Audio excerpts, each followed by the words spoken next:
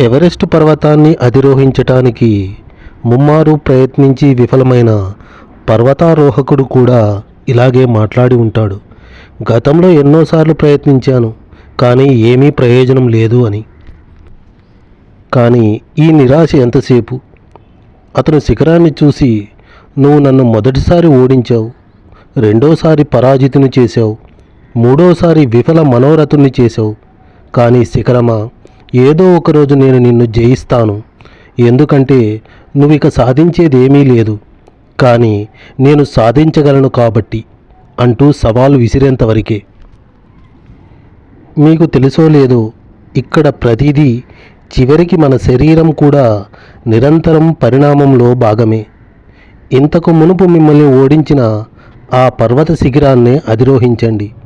అది పూర్తిగా ఒక నూతన అనుభవాన్ని ఇస్తుంది.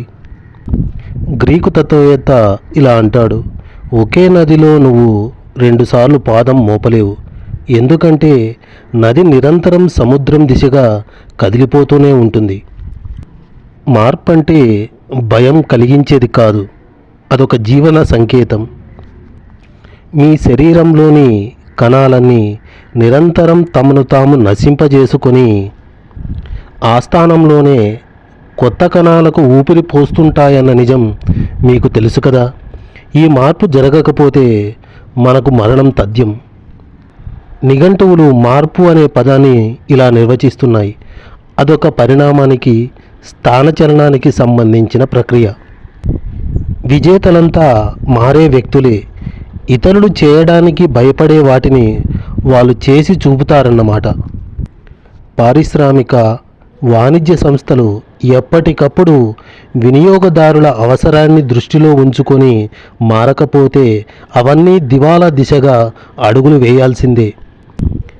మీరు వాడే సబ్బు మీద ఎన్నిసార్లు మీరు న్యూ అండ్ ఇంప్రూవ్డ్ అనే మాటల్ని చూసి ఉంటారు?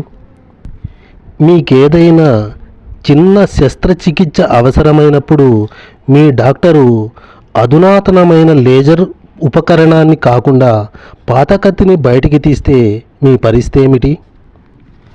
అందుకే ఒక మహాశయుడు ఇలా హెచ్చరించాడు, కొత్త మద్యాన్ని పాత గొర్రెతోలు సంచుల్లో నింపకూడదు. అలా చేస్తే సంచి పగిలిపోవడం, మద్యం నేలపాలు కావడం తప్పదు. అందుకే కొత్త మద్యాన్ని కొత్త సంచుల్లోనే నింపాలి. అప్పుడు మద్యంతో పాటు సంచులు కూడా పదిలంగా ఉంటాయి.